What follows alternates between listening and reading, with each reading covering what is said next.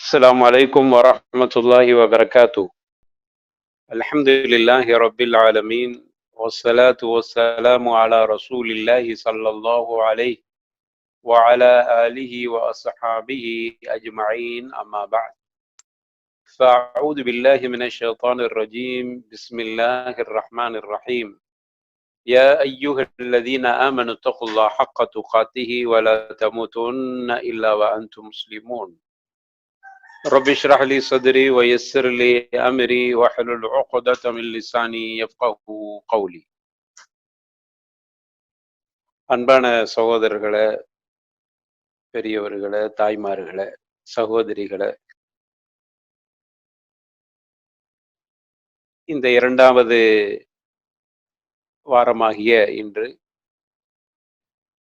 கடந்த வாரத்தில் நடத்தப்பட்ட பாடத்தை ஒரு மீள் பார்வை.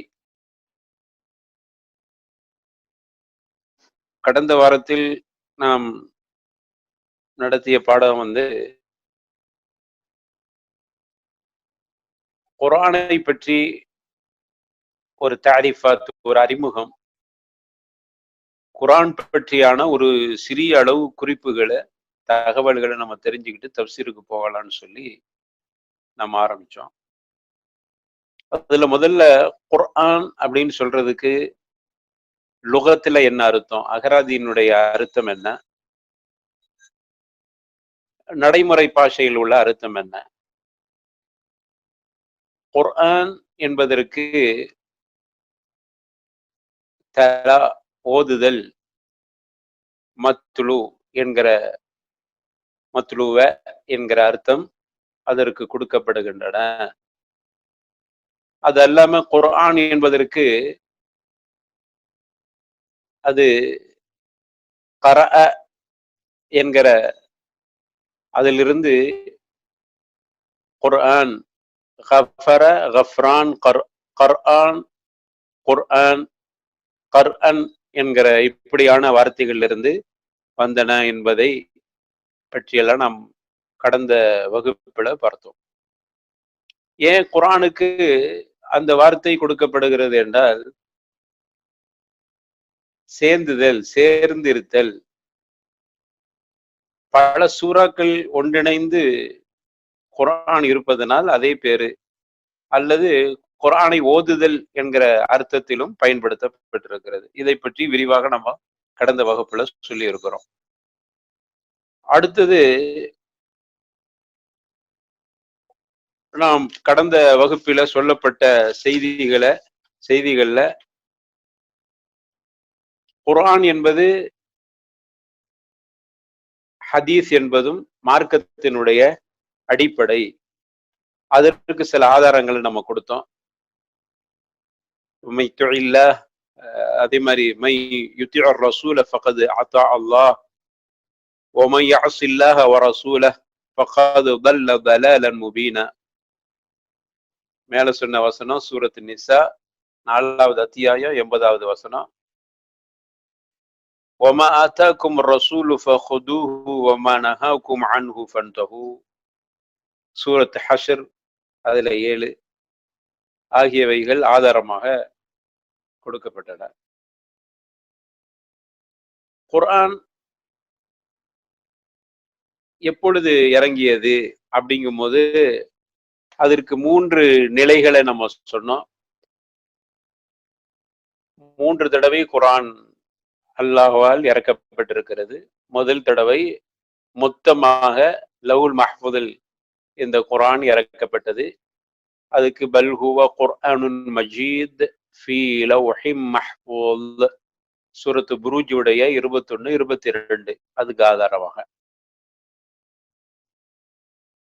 அடுத்து இரண்டாவது தடவையாக லவ்ஹுல் மஹ்ஃபூதில் இருந்து பைத்துல் இஸ்ஸா என்கிற உலகத்தினுடைய வானத்தில் இருக்கிற ஒரு சிறப்புக்குரிய இடம்தான் பைத்துல் இஸ்ஸா. பைத்துல் மஅமூர் மாதிரி இதுவும், மஅமூர் அல்ல, இது தனி. பைத்துல் இஸ்ஸா என்பது கஅபத்துல்லாவுக்கு நேராக இருக்கிறது என்று வரலாற்றிலே குறிப்பிடப்படுகிறது. அந்த பைத்துல் இஸ்ஸாவுல லவ்ஹுல் மஹ்ஃபூதிலிருந்து மொத்தமாக குர்ஆன் இறக்கப்பட்டன. அதற்கு ஆதாரமாக இப்னு அப்பாஸ் ரலியல்லாஹு அன்ஹுமா வரல்லாஹுமா அவர்களுடைய கருத்து, ஹாக்கிமில பதிவு செய்யப்படக்கூடிய கருத்து, குர்ஆன் பைத்துல் இஸ்ஸாவுல இறக்கப்பட்டன அப்படிங்கக்கூடிய அந்த செய்தி ஹாக்கிமில சஹீஹாக அந்த செய்தி பதிவு செய்யப்பட்டிருக்கிறது. அதே மாதிரி நசாயிலையும் கூட அந்த செய்தி சஹீஹாக பதிவு செய்யப்பட்டிருக்கிறது. இது இரண்டாவது கட்டம். மூன்றாவது கட்டம், குர்ஆன் ரசூலுல்லாஹ் ஸல்லல்லாஹு அலைஹி வஸல்லம் அவர்களுக்கு ரமதான் மாசத்துல இறக்கப்பட்டன. ஆனால் ரசூலுல்லாவுக்கு தேவைக்கொப்ப சிறுக சிறுக கொஞ்சம் கொஞ்சமாக இறக்கப்பட்டன.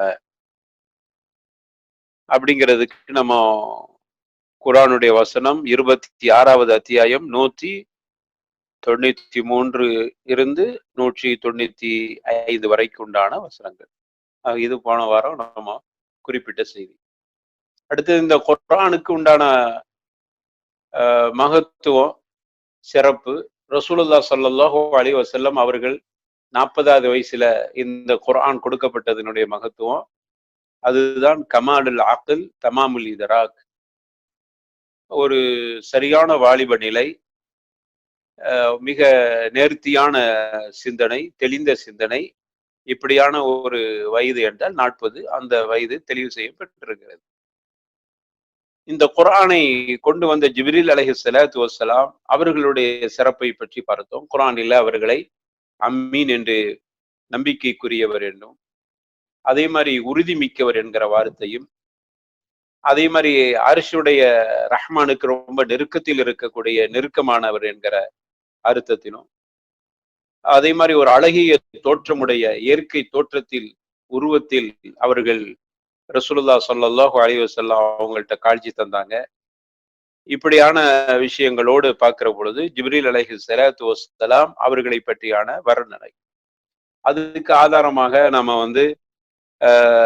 81வது அத்தியாயத்தில் 19 முதல் 21, அதே மாதிரி அல்லமஹு ஷதீதுல் குவா து மிர்ரத்தின் ஃபஸ்தவா வஹுவ பில் உஃபுகில் அலா, ஜிப்ரீல் அலைஹிஸ்ஸலாத்து வஸ்ஸலாம் அவருடைய தோற்றத்தை பற்றி குறிப்பிடக்கூடிய வசனம் 53வது அத்தியாயத்தில் 5 முதல் 7. ஆக இப்படிப்பட்ட ஜிப்ரீல், சிறப்புக்குரிய ஜிப்ரீல் அலைஹிஸ்ஸலாத்து வஸ்ஸலாம் அவர்கள் மூலமாக இந்த குர்ஆன் அருளப்பட்டன. இதெல்லாம் நம்ம கடந்த வாரத்துல குறிப்பிட்டதுனால ஒரு மீள் பார்வை, அப்படி வேகமா அதை மட்டும் சொல்லிட்டு போயிடுறேன். அடுத்தது முதலாக இறக்கப்பட்ட வசனங்கள் அப்படின்னு சொல்லி அதை நம்ம பார்க்கும்போது 2 வகையான கருத்துக்களை பார்த்தோம்.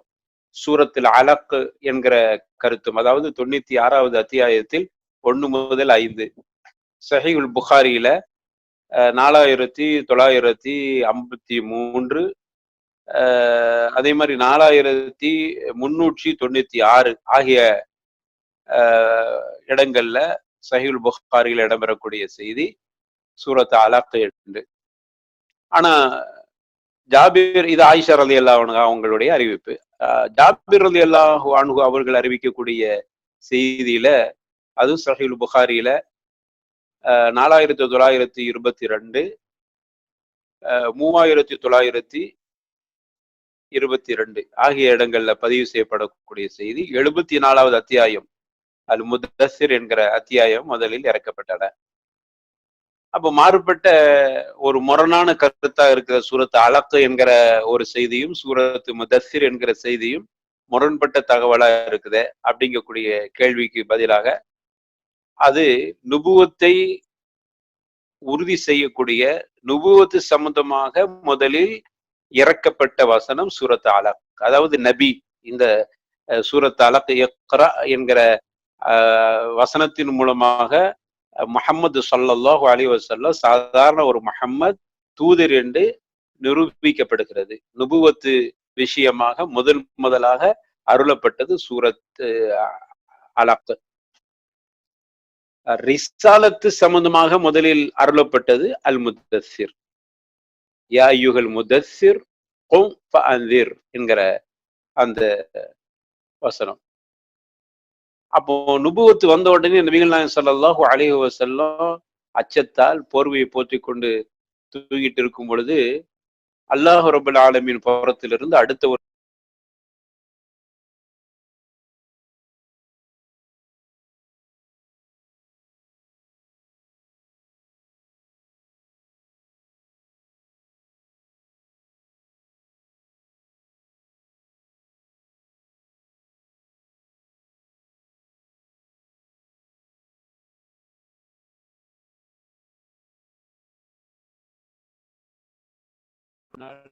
நுபுவத்துக்கு முதலாக இறக்கப்பட்ட அந்த அத்தியாயம் 96 என்ற விளக்கத்தை கொடுத்தோம்.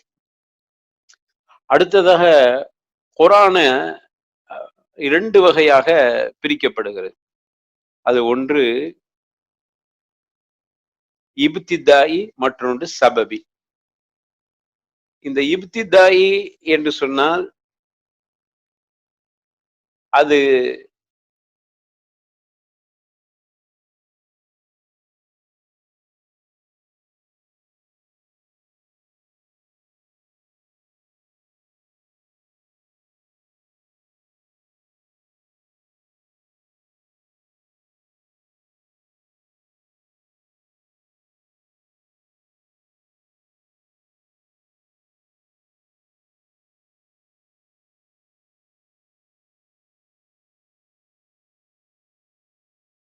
என்று சொன்னால் ஒரு வசனம் இறக்கப்பட்டிருக்கிறது என்றால் அதற்கு கண்டிப்பாக பின்னணி காரணம் இருக்கும். அந்த காரணம் 3 வகையாக நம்ம பார்த்தோம்.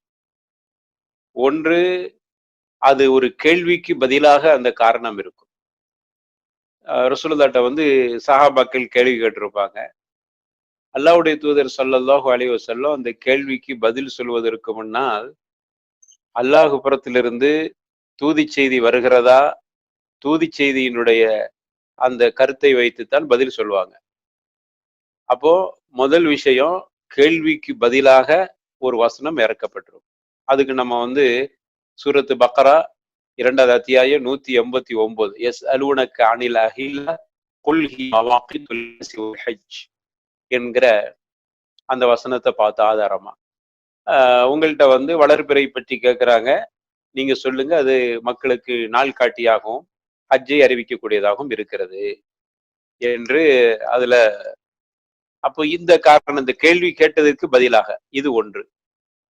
இரண்டாவதாக ஒரு நிகழ்வு, அந்த நிகழ்வை குறிக்கிற, அதாவது ஒரு விஷயம் நடந்திருக்கும், அந்த விஷயத்த நடந்த நிகழ்வை அறிவிக்கிறது, அல்லது அப்படி நடந்த விஷயத்தை பற்றியான எச்சரிக்கை கொடுப்பது.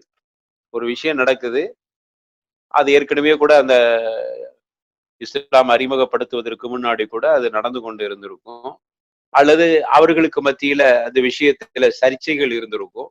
இப்படியான விஷயத்த இஸ்லாம் வந்து தெளிவுபடுத்தி இருக்கும், அல்லது அது சம்பந்தமாக எச்சரிக்கை கொடுத்திருக்கும். அதுக்கு நம்ம சூரத்து தௌபா 9வது அத்தியாயம் 65வது வசனத்தை ஆதாரமாக பார்த்தோம்.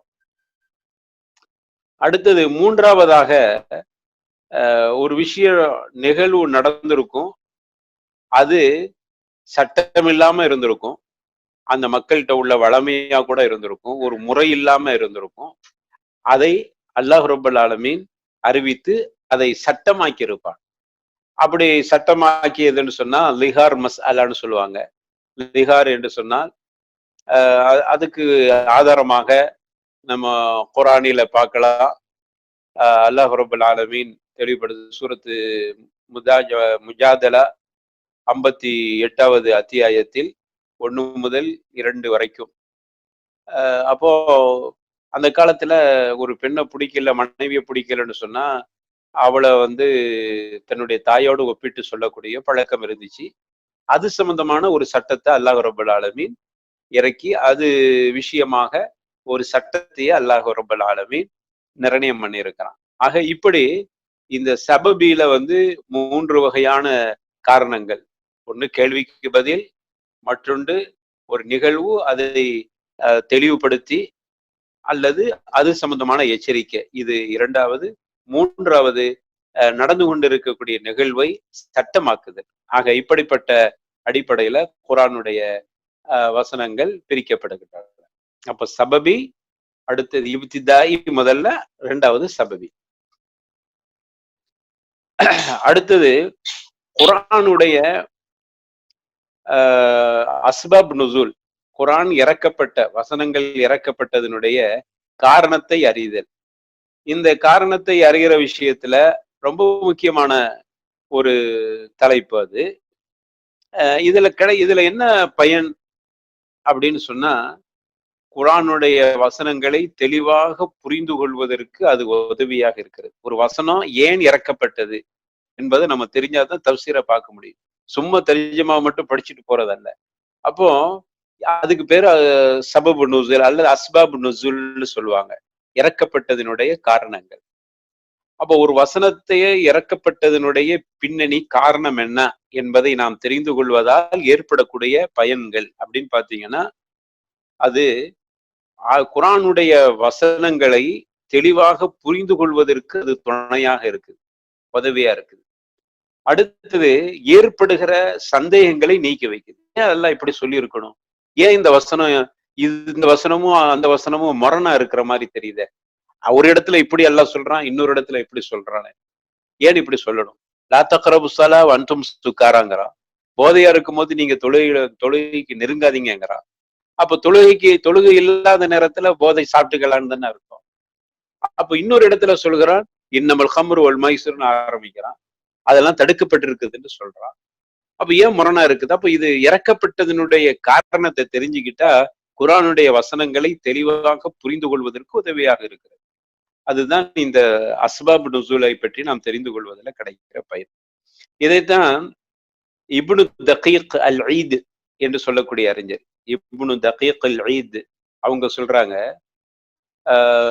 சபபு நுசூலுடைய சபபு நுசூலை பற்றியான இல்மை தெரிந்து கொள்வது, அந்த கல்வியை படித்துக் கொள்வதனுடைய பயன் என்னன்னு சொன்னா, குர்ஆனுடைய வசனங்களின் கருத்தையும் அதனுடைய விளக்கத்தையும் புரிந்து கொள்வதற்கு, தெளிவாக புரிந்து கொள்வதற்கு வழிவகுக்கின்றன. இது இப்னு தகீக்குல் ஈதுடைய கருத்து. ஷேக் இப்னு தைமியா ரஹ்மத்துல்லாஹி அலைஹி அவங்களுடைய கருத்து, சபபு நுசூல்களை, குர்ஆன் அத்தியாயங்கள் இறக்கப்பட்ட காரணத்தை விளங்கிக் கொள்வதால் ஏற்படக்கூடிய பயன், குர்ஆனுடைய வசனங்களை தெளிவாக புரிந்து கொள்வதற்கு அது வழி வகுக்கக்கூடியதா இருக்குது. ஏறக்குறைய இரண்டு அறிஞர்களும் ஒரே கருத்தை தான் குறிப்பிட்டிருக்கிறார். ஆக இதுதான் சபபு நுசூலை பற்றி நாம் தெரிந்து கொள்ளக்கூடிய பயனாக இருக்குது, பாய்தாவா இருக்குது. அடுத்த அருமையானவர்களை இதை பற்றி நாம் தெளிவுபடுத்தணும்.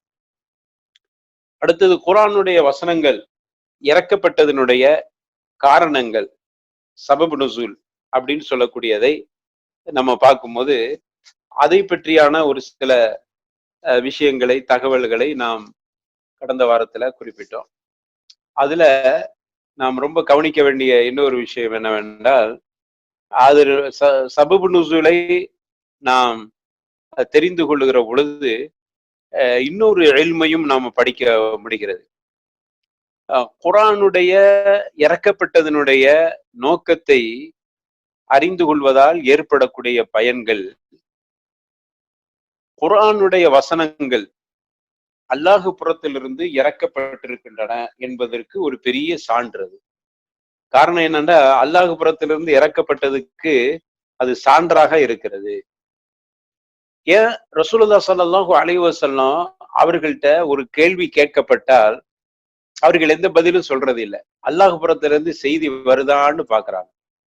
அப்ப இப்படி எதிர்பார்ப்பது இந்த குர்ஆனுடைய நம்பகத்தன்மை இன்னும் உறுதிப்படுத்துது.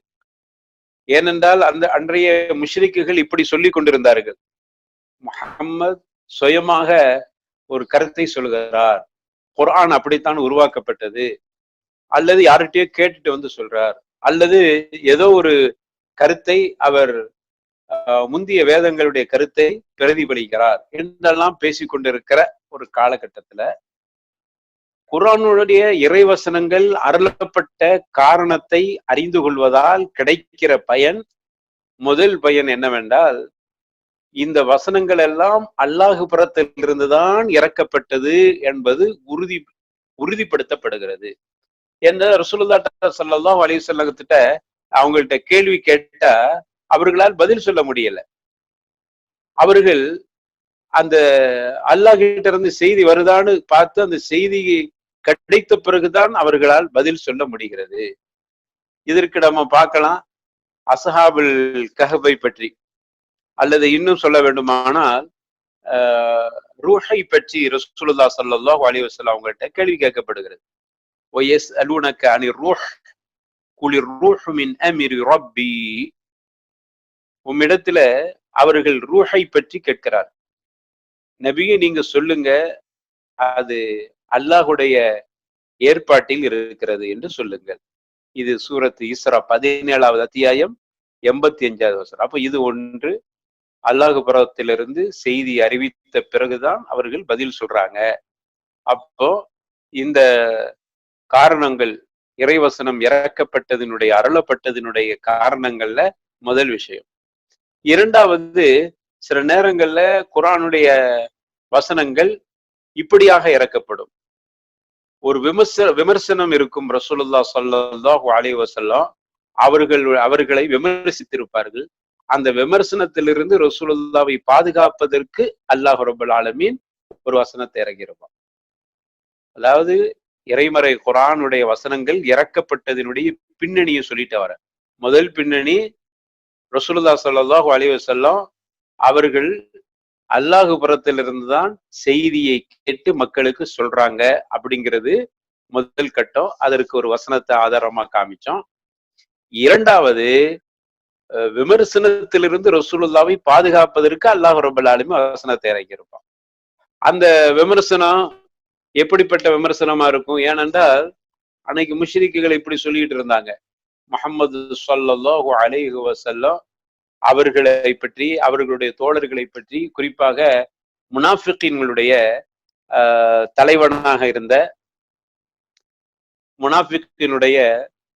தலைவனாக இருந்த அப்துல்லா உபை இப்னு சலூல் என்று சொல்லக்கூடியவன், அவனுடைய அந்த விமர்சனத்தை அங்கு ஸைத் இப்னு அர்கம் ரலியல்லாஹு அன்ஹு அவங்க ரசூலுல்லாஹ்ட்ட சொல்லுவாங்க. சஹீஹ் புகாரியில அது விரிவாக அந்த செய்தி பேசப்பட்டிருக்கிறது.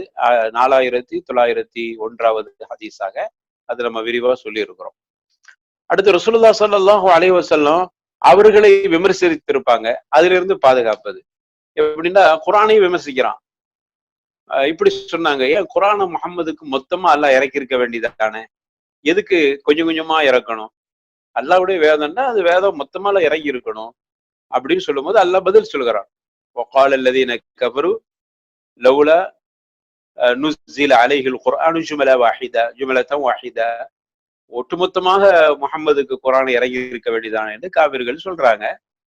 அதுக்கு அல்லாஹ் பதில் சொல்றான். அந்த விமர்சனத்துக்கு பதிலாக தான் இந்த வசனம் இறக்கப்பட்டது. சூரத்து ஃபுர்கான் 25வது அத்தியாயம் 32வது வசனம். அல்லாஹ் ரப்பல் ஆலமீன் அந்த விமர்சனத்துக்கு பதில் சொல்கிறான். ஏன் அப்படி இறக்கப்படையிலன்னா, ஒண்ணு, உங்களுடைய உள்ளத்தில் அதை உறுதியாக பதிவு செய்வதற்காக வேண்டி. அடுத்து இரண்டாவது, இந்த குர்ஆனை தெளிவாக நிறுத்தி அதை ஓதுவதற்காக வேண்டி. அல்லாஹ் ரப்பல் ஆலமீன் நம்முடைய கல்புகளை பதிவு செய்வதற்காக வேண்டி இப்படியாக இதை ஒட்டுமொத்தமாக இறக்காமல் கொஞ்சம் கொஞ்சமாக தேவைக்கப்ப அல்லாஹ் ரப்பல் ஆலமீன் இறக்கினான் என்று பதில் சொல்கிறார். அப்ப விமர்சனத்திற்கு பதிலாக மூன்றாவதாக இந்த குர்ஆன் இறக்கப்பட்டதனுடைய காரணம் என்று பார்த்தா, அல்லாஹ்வுடைய அடியார்களில் நெருக்கடிகளை, மன கஷ்டங்களை, பிரச்சனைகளை அதிலிருந்து பாதுகாப்பதற்கு இறக்கியிருப்பான். உதாரணமா எடுத்துக்கிட்டா, பனு முஸ்தலக் என்கிற அந்த போருக்கு செல்கிற பொழுது அங்கு ஆயிஷா ரலியல்லாஹு அன்ஹா அவங்களுடைய கழுத்துல மாட்டி இருக்கிற மாலையை தொலைச்சிருவாங்க. அப்போ அதற்காக வேண்டி கொஞ்சம் தாமதிக்கிற ஒரு நிலையெல்லாம் ஏற்பட்டுரும். அப்புறம் ஒதுச்சேத்துக்கு தண்ணி இல்லாம போயிடும். அப்பதான் தயம்முடைய வசனத்தை அல்லாஹ் ரப்பல் ஆலமீன் இறக்கி வைத்தான்.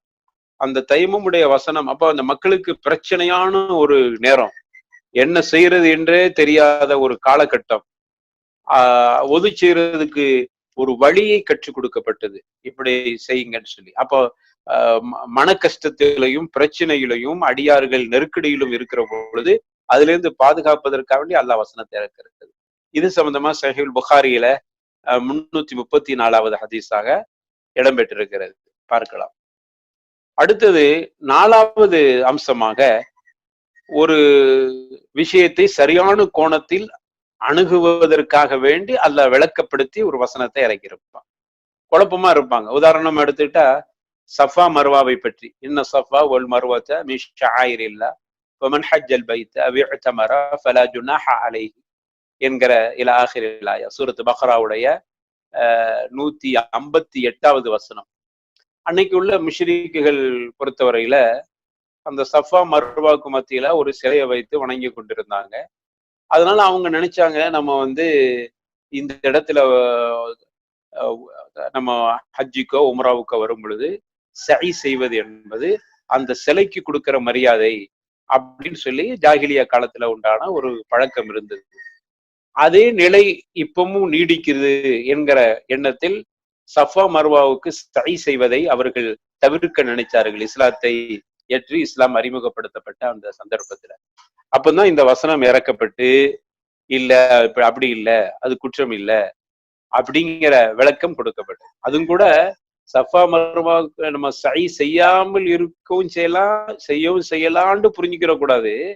ஆனா இது ஃபலா ஜுனா அலைஹி குற்றம் இல்லை என்பது இது அந்த விஷயத்தில் அப்போ அந்த விஷயத்துல நமக்கு தெளிவுபடுத்தப்பட்டிருக்கிறது. இல்ல, குற்றம் இல்லை, நீங்க சரி செய்வது தப்பு இல்லை, அந்த பழைய வழிபாடு அப்படிங்கிற அர்த்தம் வராது என்று இப்படி ஒரு அணுகிற விஷயத்தில் ஏற்பட்ட ஒரு முறை இல்லாத ஒரு கருத்து இருக்கிற பொழுது சரியான முறையில் சரியான கோணத்தில் அணுகுவதற்கு இந்த வசனத்தின் மூலமாக அல்லாஹ் பதில் சொல்கிறான்.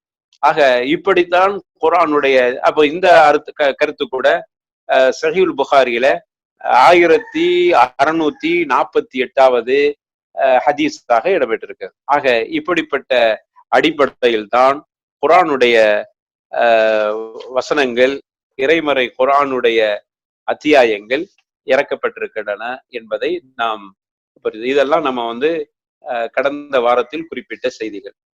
அடுத்தது இன்றைய பாடத்துல நம்ம பார்க்கக்கூடிய அடுத்து முக்கியமான இன்னும் சில விஷயங்களை இப்ப பார்க்க போறோம். அதுல ஒன்று மக்கி மதனி என்று இரு வகையாக நம்ம பிரிச்சு பார்க்கிறோம். குர்ஆன்ல சில அத்தியாயங்களுக்கு மக்கின்னு போட்டிருப்பாங்க, சில அத்தியாயங்களை மதனின்னு போட்டிருப்பாங்க. மக்கி மதனி என்று சொன்னால் அது சில அறிஞர்களுடைய கருத்து, மக்காவில் ரசூலுல்லாஹ் இருக்கும் பொழுது இறக்கப்பட்ட, மக்காவுடைய ஏரியாவில் இருக்கிற பொழுது இறக்கப்பட்ட அத்தியாயங்கள் எல்லாம் மக்கி என்றும், மதீனாவுல இருக்கிற பொழுது இறக்கப்பட்ட வசனங்களை மதனி என்றும் குறிப்பிட்டாங்க. இது ஒரு ஷாதான ஒரு கருத்து, ஒரு ரொம்ப வலிமை இல்லாத ஒரு கருத்து. அப்போ ஒரு வலிமையான கருத்து என்னவென்றால், அது மக்காவுல இருக்கும் பொழுது இறக்கப்பட்டாலும் சரி, சிலது மதனி என்றுதான் சொல்ல முடியும். மதீனாவுல இருக்கும்போது இறக்கப்பட்ட வசனங்களாகத்தான் கருத முடியும். எப்ப என்று சொன்னால், அதனாலதான் அறிஞர்கள் இப்படி பிரிக்கிறாங்க, ஹிஜ்ரத்துக்கு முன், ஹிஜ்ரத்துக்கு பின். ஹிஜ்ரத்துக்கு முன்னாடி இறக்கப்பட்ட வசனங்கள் எல்லாம் எல்லாரும் சொல்லல. அல் மக்கி அல் மதனி, இந்த அல் மக்கி அல் மதனி என்பதுல ஒரு பலகீனமான ஒரு கருத்து என்னன்னு சொன்னா, மக்காவுல இருக்கும்போது இறக்கப்பட்ட மக்கி, மதீனாவுல இருக்கும்போது இறக்கப்பட்ட மதனி என்ற ஒரு கருத்து சொல்லப்படுகிறது. ஆனால் அதை விட வலிமை உள்ள ஒரு கருத்து என்னன்னா, ஹிஜ்ரத்துக்கு முன்னால், ஹிஜ்ரத்துக்கு பின்னால் என்று பிரிக்க வேண்டும். ஹிஜ்ரத்துக்கு முன்னால், ஹிஜ்ரத்துக்கு பின்னால் என்று பிரிக்கிற பொழுது, ரசூலுல்லாஹ் ஸல்லல்லாஹு அலைஹி வஸல்லம் மக்காவுல இருக்கிற பொழுது இறக்கப்பட்டாலும் அதை மதனி என்று சொல்ல முடியும். காரணம், ரசூலுல்லாஹ் ஸல்லல்லாஹு அலைஹி வஸல்லம் ஹிஜ்ரத்துக்கு பிறகு அருளப்பட்டது. அப்போ ஹிஜ்ரத்துக்கு முன்னாடி அருளப்பட்டது எல்லாம் மக்கி என்றும், ஹிஜ்ரத்துக்கு பிறகு அருளப்பட்டது எல்லாமே மதனி என்றும், அது மக்காவுடைய இடத்தில், ஏரியாவில் இறக்கப்பட்டிருந்தாலும் அது மதனியே. அதற்கு நாம் உதாரணமா எடுத்துக்கிட்டா சூரத்து மாயிதாவுல 3வது வசனம், அல் யௌம அக்மல்து லக்கும் தீனக்கும் வ அத்மம்து அலைக்கும் நிஅமதி வ ரதீது லக்கும் அல் இஸ்லாம தீனா. இது ஹிஜ்ஜத்துல் விதாவின் பொழுது அரஃபாவுடைய அந்த மைதானத்தில் ரசூலுல்லாஹ் ஸல்லல்லாஹு அலைஹி வஸல்லம் அவர்களுக்கு இறக்கப்பட்டன. இது சஹீஹுல் புகாரியில 4606வது ஹதீஸாக இடம்பெறுகிறது. அப்படி இறக்கப்பட்ட இந்த சூறாவை, இந்த ஆயத்தை மதனி என்று சொல்லப்படுகிறது. காரணம், மக்காவில் இறக்கப்பட்டாலும் கூட ஹிஜ்ரத்துக்கு பிறகு நாள் அதற்கு அப்படி சொல்லப்படுகிறது. அடுத்தது, இந்த மதனி என்பதை கண்டுபிடிப்பதற்கு ஒரு சின்ன எளிய வழியை நமக்கு அறிஞர்கள் கற்றுத்தர்றாங்க. எந்த சூறாவுகளில் எல்லாம் கடமை சம்பந்தமாக அல்லது ஹத்து சம்பந்தமாக, ஹத்து என்றால் தண்டனை சட்டம் சம்பந்தமாக எந்த சூறாவில் எல்லாம் கூறப்படுகிறதோ அதுவெல்லாம் மதனி. இப்படி கண்டுபிடிச்சுக்கலாம். எந்த சூறாவுல எல்லாம் முனாஃபிகீன்களை பற்றி பேசப்படுகிறதோ அதுவெல்லாம் மதனி. ஆனா அங்கபூத், சூரா அங்கபூத்தை தவிர. அதே மாதிரி எந்த சூறாவுல எல்லாம் அஹ்லுல் கிதாபை சம்பந்தமாக, அஹ்லுல் கிதாப் வேதக்காரரோடு தர்க்கம் புரிகிற மாதிரி யா அஹ்லுல் கிதாப் என்று அழைக்கப்படுகிறதோ அந்த மாதிரியான சூறாக்கள் எல்லாம் மதனி என்று நமக்கு எளிமையா புரிந்து கொள்ளக்கூடிய ஒரு அடையாளத்தை நமக்கு உலமாக்கள் வகைப்படுத்தி தர்றாங்க. இதான் மக்கி மதனி சம்பந்தப்பட்ட ஒரு சிறிய குறிப்பு. அடுத்தது, சூறாக்களை நமக்கு சூறாக்களை எப்படி வகைப்படுத்துறாங்க? 4 வகையாக வகைப்படுத்தப்படுகிறது சூறாக்கள். ஒன்று அத்வால், 2வது அல் மஈன், 3வது அல் மசானி, 4வது அல் முஃபஸ்ஸல். சூறாக்கள் உலமாக்களால் 4 வகையாக வகைப்படுத்தப்படுகிறது. ஒன்று அத்வால். துவால் ரொம்ப நீண்ட வசனங்களாக இருக்கும், நிறைய வசனங்கள் உள்ள அத்தியாயம், அதுக்கு துவால். அடுத்தது அல் மஈன் 2வது.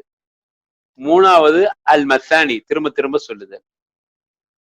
4வது அல் முஃபஸ்ஸல். சரி, இப்போ இப்படியாக பிரிக்க, முதல்ல துவால்னா என்ன? ஒரு 7 சூறாக்களை துவால், நீண்ட அத்தியாயங்கள் என்கிற அடிப்படையில பிரிச்சிருக்கிறாங்க. ஒன்று சூரத்து பக்ரா, ஆலு இம்ரான், அன் நிசா, அல் மஈதா, அல் அன்ஆம், அல் அராஃப், 7வது அல் அன்ஃபால். அதுல சின்ன கருத்து வேறுபாடு, அல் பராத்தை சேர்க்கிறது அப்படிங்கிற ஒரு கருத்து வேறுபாடும் இருக்குது. சரி, இப்ப இந்த 7மே துவால். துவால்னா ஒரு நீண்ட, தவீல்ங்கிறோம்ல, அதுல உள்ள துவால், ரொம்ப நீண்ட சூறாக்கள் இதெல்லாம். அடுத்தது அல் மஈன் அல்லது அல் மஊன் என்று சொல்லலாம். மஊன் என்றால் மியத்துங்கிறோம்ல, 100. எந்த சூறாக்கள் எல்லாம் 100 விட அதிகமா இருக்குதோ, அத்திய வசனங்கள் 100 ஆயத்தை எல்லாம் தாண்டி இருக்குது, 100க்கு மேல இருக்குது, அல்லது அதுக்கு நெருக்கமா இருக்குது, அவைகள் எல்லாம் மஊன் என்று சொல்வார்கள். மஈன் அல்லது மஊன். மஊன் என்றால் மியத், 100ஐ தாண்டியது, 100 விட அதிகமா இருக்குது. 3வது அல் மசானி. மசானி என்று சொன்னா எதெல்லாம் 100க்கு கீழே இருக்குதோ அந்த சூறாக்களை எல்லாம் மசானி என்று பிரிக்கிறாங்க. 4வது அல் முஃபஸ்ஸல். இது கொஞ்சம் கவனமா கேளுங்க. 4வது அல் முஃபஸ்ஸல 3 வகையாக பிரிக்கப்படுகிறது. அல் முஃபஸ்ஸல் துவால், அல் முஃபஸ்ஸல் அவ்ஸத், கிஸார். மீண்டும் ஒரு முறை, துவால், அவ்ஸத், கிஸார். அவ்ஸத் அல்லது அவ்ஸத். முஃபஸ்ஸல 3ஆ பிரிக்கப்படுகிறது. துவால், சூரத்து ஹுஜராத்திலிருந்து புரூஜ் வரைக்கும் துவால், முஃபஸ்ஸல் உடைய துவால். அடுத்தது அவ்ஸத், சூரத்து தலாக்கிலிருந்து சூரா லம் யகுனில்லதீன கஃபரு வரைக்கும் உள்ளதுக்கெல்லாம் முஃபஸ்ஸல்ல அவுசாத். அடுத்தது கிசார், முஃபஸ்ஸல்ல கிசார் மூணாவது. சூரத் இதா ஜுல்சிலத்தில் அர்து அதிலிருந்து இல ஆஹிரில் குர்ஆன் சூரத் நாஸ் வரைக்கும். ஆக சூறாக்களை 4 வகையாக பிரிக்கப்படுகிறது. அத்திவால், அல் மஈன், அல் மசானி, அல் முஃபஸ்ஸல். திவால் 7 சூறாக்கள், சூரத் பக்ரா, ஆலு இம்ரான், அன் நிசா, அல் மாஇதா, அல் அன்ஆம், அல் அராஃப், அல் அன்ஃபால். இரண்டாவது அல் மஊன், 100க்கு அதிகமாக இருக்கிற ஆயத்துக்களை கொண்ட சூறாக்கள் அல்லது அதுக்கு நெருக்கமாக இருக்கிற சூறாக்கள், இவைகளெல்லாம் மஊன். மூன்றாவது அல் மசானி, 100க்கு கீழே இருக்கிற சூறாக்கள் எல்லாம் அல் மசானி என்கிற வகையை சார்ந்தது. நாலாவது அல் முஃபஸ்ஸல். அல் முஃபஸ்ஸல 3ஆ பிரிக்கிறாங்க. அதுல திவால், அவுசாத், கிசார். திவால் என்றால் முஃபஸ்ஸல்ல திவால் என்றால், ஏன்னா மேலே ஒரு திவால் சொல்லியிருக்கிறோம், இது முஃபஸ்ஸல பிரிச்சிருக்கிற 3ஆவது திவால்ல, அதுக்கு தான் அல் முஃபஸ்ஸல் திவால் அப்படின்னு சொல்லிக்கிறீங்க. சூரத்து ஹுஜராத்திலிருந்து புரூஜ் வரை. அப்புறம் அவுசாத் என்று சொன்னா சூரத்து தலாக்ல இருந்து சூரா லம் யகுன். அப்புறம் கிசார் என்று சொன்னா சூரத்து இதா ஜுல்சிலத்திலிருந்து இல ஆஹிரில் குர்ஆன் சூரத்து நாஸ் வரைக்கும். ஆக இது சூறாக்களுடைய வகைகளை இப்படியாக வகைப்படுத்தி இருக்கிறார்கள் அறிஞர்கள். ஆக அதே மாதிரி இந்த குர்ஆனை கூட முழு குர்ஆனையும் 1/3 பங்கு சுலுசுல் குர்ஆன். ஒரு முறை ரசூலுல்லாஹ் ஸல்லல்லாஹு அலைஹி வஸல்லம் புகாரியில பதிவு செய்யப்பட்ட செய்தி. இது மொத்த குர்ஆனை பற்றி சொல்கிறோம். 3 பங்காக பங்கு வைக்கிறாங்க மொத்த குர்ஆனை, 3 சுலுசுகளாக. ஒரு 1/3, இரண்டாவது 1/3, மூன்றாவது 1/3 என்று இப்படியாக பிரிக்கிறாங்க. அதில் ஒரு முறை ரசூலுல்லாஹ் ஸல்லல்லாஹு அலைஹி வஸல்லம் அவர்கள் சஹீஹ் புகாரியில 5015வது ஹதீஸ், சஹாபாக்கள்கிட்ட கேட்பாங்க, உங்கள யாராவது இன்னைக்கு குர்ஆனில் 1/3 பங்கை ஒரு இரவில் உங்களால் ஓதி முடிக்க முடியுமா அப்படின்னு கேட்பாங்க. அப்ப தோழர்கள்லாம் ஃபஷக்காலை, ரொம்ப கஷ்டமா இருக்குமா, அது எப்படி சாத்தியம் அப்படிங்கிற மாதிரி கேட்கும்போது ரசூலுல்லாஹ் ஸல்லல்லாஹு அலைஹி வஸல்லம் சொல்லுவாங்க, இல்ல நான் உங்களுக்கு கற்றுத் தருகிறேன் அப்படின்னு சொல்லிட்டு சூரத் இஹ்லாஸ், குல் ஹுவல்லாஹு அஹத் அல்லாஹு ஸமத் லம் யலித் வலம் யூலத் வலம் யகுல் லஹு குஃபுவன் அஹத் என்பதை சொல்லி, இது சுலுசுல் குர்ஆன், குர்ஆனுடைய 1/3 பங்கை ஓதிய நன்மை கிடைக்கும் அப்படின்னு ரசூலுல்லாஹ் ஸல்லல்லாஹு அலைஹி வஸல்லம் சொல்லிடுவாங்க. இது புகாரியில 5015வது ஹதீஸாக இடம்பெறுகிறது. இதுல அறிஞர்கள் நமக்கு என்ன பிரிக்கிறாங்கன்னா, ஒரு 1/3 பங்கு குர்ஆன்ல அஹ்காம் சம்பந்தமாக, சட்டதிட்டங்கள் சம்பந்தமாக பிரிக்கப்பட்டிருக்கிறது. அடுத்து 1/3 பங்கு வஅது வஈது, வாக்குறுதி, சொர்க்கத்தை கொண்டு வாக்குறுதியும் நரகத்தை கொண்டு எச்சரிக்கையும். மூன்றாவது 1/3 பாகம் அஸ்மாஇ வ ஸிஃபாத், அல்லாஹ்வுடைய பெயர்களும் அவனுடைய பண்புகளும் சம்பந்தமாக. இந்த பெயர்களும் பண்புகளும் சம்பந்தமாக உள்ள அந்த சுலுசு தான் அனைத்தையும் ஒன்றிணைத்திருக்கிறது. குல் ஹுவல்லாஹு அஹத், அல்லாஹ்வுடைய பெயர்களும் அவனுடைய பண்புகளும். குல் ஹுவல்லாஹு அஹத் அல்லாஹு ஸமத் லம் யலித் வலம் யூலத் வலம் யகுல் லஹு குஃபுவன் அஹத். ஆக இதுவும் குர்ஆனை பற்றி சுருக்கமாக புரிந்து கொள்ளக்கூடிய ஒரு எளிய வழியை பற்றி நமக்கு அறிஞர்கள் விளக்கப்படுத்தி இருக்கிறார். அருமையானவர்களே, அடுத்து குர்ஆனை பொறுத்தவரையில அஹ்லாக்கு சம்பந்தமாகவும், ஏகத்துவம் சம்பந்தமாகவும், அஹ்லாக்கு சம்பந்தமாகவும், இது ரொம்பவும் கவனிக்க வேண்டிய விஷயம். ஏகத்துவத்தை பற்றியும் அல்லாஹ் சொல்லி இருக்கிறான் குர்ஆனில.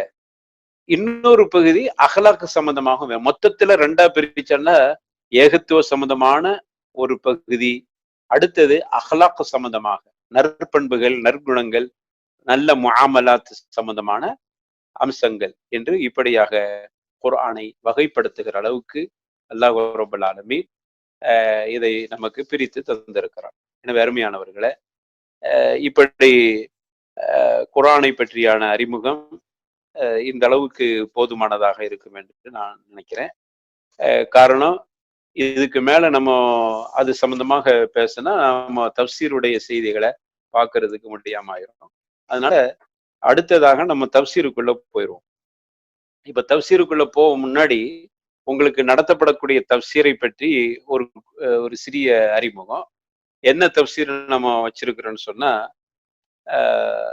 தப்சீர் அல் குர்ஆனில் கரீம் சூரத்து நூர், ஷேக் முஹம்மது இப்னு சாலிஹ் அல் உதைமி அவர்களுடைய அந்த தப்சீர் தான் உங்களுக்கு தப்சீராக எடுக்கப்பட்டிருக்கிறது. சூரத்து நூர் சம்பந்தமாக சூரத்து நூர் என்கிற அந்த சூராவுக்கு முஹம்மது இப்னு சாலிஹ் அல் ஆல உதைமி அல்லது அல் உதைமி ரஹிமஹுல்லா அவர்கள் கொடுத்த தப்சீரை தான் ரொம்ப ஒரு அருமையான ஒரு சுருக்கமான ஒரு தப்சீராக நல்ல விளக்கப்படுத்தி எழுதப்பட்ட தப்சீராக இருக்கிறது. அந்த தப்சீரை உங்களுக்கு இன்ஷா அல்லாஹ் நம்ம பாடத்தை நடத்த துவங்குவோம் இன்ஷா அல்லாஹ். முதல்ல ஷேகை பற்றி ஒரு சிறிய அறிமுகம், அதுக்கு பிறகு சூறாவை பற்றி நம்ம அறிமுகம். முதல்ல இந்த தப்சீருடைய ஆசிரியர் ஷேக் அல்லாமா முஹம்மது இப்னு சாலிஹ் ஆல உதைமி அல்லது அல் உதைமி. இவங்க பனி தமீம் என்கிற கோத்திரத்தை சார்ந்த ஒரு குடும்பத்தில் பிறந்தவர்கள். இஸ்லாமிய சிந்தனையாளர்களில் மிகவும் குறிப்பிடத்தக்க ஒரு சிறந்த அறிஞர். கல்வி துறையை பொறுத்தவரையில மிகவும் ஆர்வமிக்கவர்கள். அவர்கள் ஆற்றிய பணிகள் ஏராளம். இவர்கள் மம்லக்கத்துல் அரபியத்தி சவுதியா என்கிற சவுதியில அல் கசீம் என்கிற பகுதியில என்கிற ஊர்ல ருனைசா என்கிற பகுதியில் ஒரு ரொம்பவும் ஒரு மார்க்க நெறிமுறைகளை கடைபிடிக்கக்கூடிய பெற்றுள்ள ஒரு குடும்பத்தில் பிறந்தார்கள். ரமதானுடைய பிறை 27 ஹிஜ்ரி 1347 அவர்கள் பிறந்தது. அவங்க பிறந்து நல்ல மார்க்க நெறியோடு வளர்க்கப்படுறாங்க. அவங்களுடைய தாய் வழி பாட்டனார் தான் ஷேக் அப்துல் ரஹ்மான் சுலைமான் ரஹிமஹுல்லா. இவர்கள்ட்ட தான் குர்ஆனை அவங்க கற்றுக்கொள்றாங்க. சின்ன வயசுலேயே ஹாஃபிதுல் குர்ஆன். அவங்க குர்ஆனை மனனம் செஞ்ச பிறகு மார்க்கத்தை தேடுவதில் அவ்வளவு ஆர்வம் அவளுக்கு. அவர்களுடைய ஆசிரியர்கள் எடுத்துக்கொண்டால் முஃப்தியுலாம் அல் மம்லக்கத்துல் அரபியத்தி சவுதியா, சவுதி அரேபியாவினுடைய முன்னாள் முஃப்தி ஷேக் இப்னு பாஸ் என்று சொல்லக்கூடிய அப்துல் அசீஸ் ஷேக் இப்னு பாஸ் என்று சொல்லக்கூடிய ஒரு தலை சிறந்த ஒரு அறிஞர், அவங்களுடைய ஆசிரியர். அதே மாதிரி இன்னொரு ஆசிரியர் ஷேக் அப்துல் ரஹ்மான் அஸ்ஸாதி. இவங்க கூட தப்சீர் சாதி என்று இவர்கள் எழுதிய தப்சீருக்கு சொல்லுவாங்க. ரொம்ப அற்புதமான ஒரு தப்சீர் கூட எழுதியிருக்கிறாங்க. ஷேக் அப்துல் ரஹ்மான் அஸ்ஸாதி. நிறைய ஆசிரியர் இருக்கிறாங்க. ரொம்ப குறிப்பிடத்தக்க 2 ஆசிரியர்கள். இதுல ஷேக் இப்னு பாஸ் ரஹிமஹுல்லா அவங்கள்ட்ட தான் சஹீஹுல் புகாரிய முழுமையாக விரிவுரையோடு அவர்கள்ட்ட தான் கற்றிருக்கிறாங்க. ஷேக் இப்னு பாஸ் கூட சஹீஹுல் புகாரியினுடைய விரிவுரை ஃபத்ஹுல் பாரி, அதற்கு தஅலீக் பண்ணி அவங்களே ஒரு கிதாபு தஅலீக் பண்ணியிருக்கிறாங்க. அதுக்கு அடிக்குறிப்பு எழுதியிருக்கிறாங்க. அதாவது புகாரியுடைய விரிவுரை ஃபத்ஹுல் பாரி, அந்த ஃபத்ஹுல் பாரியில உள்ள சில கருத்துக்கு ஹல்லு பண்ணி விளக்கம் கொடுத்து அவங்க ஒரு சின்ன அடிக்குறிப்போடு எழுதியிருக்கிறாங்க. அவங்க எழுதிக்கிட்டு இருக்கிற காலத்திலேயே வஃபாத் ஆயிட்டு, அதுக்கு பிறகு அவங்களுடைய வஃபாத்துக்கு பிறகு அவருடைய மகனார் மிச்சத்தை பூர்த்தி செஞ்சிருக்கிறாங்க. இவங்க ஷேக் இப்னு பாஸ் கிட்ட புகாரிய விரிவுரையோட முழுமையாக அவர்கள்ட்ட கற்றிருக்கிறாங்க. அடுத்தது ஷேக் முஹம்மது இப்னு சாலிஹ் இந்த வகுப்பாசிரியர், அதாவது இந்த கிதாபுடைய இந்த தப்சீருடைய ஆசிரியர் அவர்கள் ஒரு சிறந்த அறிஞர். எந்த அளவுக்குன்னா அவர்களுடைய திறமையை, அவர்களுடைய அறிவை, அவங்களுடைய கல்வியை பாராட்டுத்தக்க வகையில இருந்த காரணத்தால் அல் ஹசா என்கிற பகுதிக்கு, அல் அஹ்சா என்கிற பகுதிக்கு, அல்லசா அல்லசா என்று சொல்லுவோம் சவுதி அரேபியாவுல, அந்த பகுதியினுடைய நீதிமன்றத்துக்கு நீதிபதியாக நீங்க இருக்கணும்னு சொல்லி சவுதி அரசாங்கத்தால் அதுக்குண்டான ஆர்டர் காப்பி கூட வந்து, ஆனால் ஷேக் முஹம்மது சாலிஹ் ஆல உசைமி அவர்கள் அதை மறுத்து விட்டார். அதே மாதிரி ஷேக் இப்னு பாஸ் ரஹிமஹுல்லா அவருடைய வஃபாத்துக்கு பிறகு மம்லக்காவுடைய முஃப்தியாக நீங்க இருக்கணும்னு சொல்லும் போது கூட அந்த பதவியும் வேணாம்னு சொன்னாங்க. அதனால தான் இப்ப ஆல ஷேக் இருக்கிற அவங்க பேரும் அப்துல் அசீஸ் தான். அப்படி அவங்களுக்கு வந்த பதவிகளை எல்லாம் அவர்கள் வேண்டாம் என்று அவர்கள் ஒதுக்கி தள்ளிவிட்டு மார்க்க பணியே முழுமையாக ஈடுபட்டார். அதனால தான் ஏராளமான கிதாபுகள் தொகுக்க முடிஞ்சிச்சு, ஏராளமான மாணவர்களை உருவாக்கினார்கள், ஏராளமான விஷயங்களை நமக்கெல்லாம் கற்றுத் தந்திருக்கிறாங்க. அதே மாதிரி இவர்கள் வகித்த பொறுப்புன்னு பார்க்கும்போது ஒனைசாவுடைய அங்க உள்ள பெரிய மஸ்ஜிதில் இமாமாவும் ஹத்தீபாவும் இருந்தாங்க. அங்கு அவர்கள் மாணவர்களுக்கு, அங்க உள்ள முக்கியமான அறிஞர்களுக்கு அவர்கள் வகுப்பெடுக்கக்கூடியவர்களாக இருந்தாங்க. அதே மாதிரி அவங்க யூனிவர்சிட்டியினுடைய, அதாவது இமாம் முஹம்மது இப்னு சவுத் என்கக்கூடிய அந்த யூனிவர்சிட்டியினுடைய பேராசிரியராகவும் இருந்தாங்க. கிபாருல் உலமா, உலமாக்களுடைய மூத்த உலமாக்களுடைய தலைவராகவும் இருந்தாங்க. ஹிஜ்ரி 1414 ஆண்டு ஃபைசல் விருதை அவர்கள் பெற்றிருக்கிறார்கள். ஆக இப்படி ஏராளமான சிறப்புகளை உள்ளடக்கிய அறிஞர் ஷேக் அல்லாமா முஹம்மது சாலிஹ் அல் உசைமி ரஹிமஹுல்லா அவர்கள் ஷவ்வால் மாசம் ஹிஜ்ரி 1421 புதன்கிழமை பிறை 15 ஜித்தாவில் இருக்கும்போது மகரிபுடைய நேரத்துக்கு கொஞ்சம் மகரிபுக்கு முன்னாடி வஃபாத்தாராங்க ஜித்தாவில் வைத்து. அடுத்த நாள் வியாழக்கிழமை அவர்களுக்கு மஸ்ஜித் அல் ஹராமில் அஸ்ரு தொழுகைக்கு பிறகு ஜனாசா தொழுகை தொழ வைக்கப்பட்டு மக்கா முக்கர்ரமாவில் அவர்கள் அடக்கப்பட்டார். அல்லாஹ் அவங்களுக்கு ரஹ்மத் செய்யட்டும். அப்படியான அந்த அறிஞர் எழுதிய கிதாபு தான் இந்த தப்சீர் சூரத்து நூர். இந்த தப்சீர் சூரத்து நூரை நம்ம இன்ஷா அல்லாஹ் வரக்கூடிய வாரம் விரிவாக பார்ப்போம். அல்லாஹ் ரப்பல் ஆலமீன் நாம் எதை கேட்டோமோ அதன்படி நடந்து கொள்வதற்கு அல்லாஹ் தௌஃபீக் செய்வானாக. அஸ்ஸலாமு அலைக்கும் வரஹ்மத்துல்லாஹி வபரகாத்துஹு.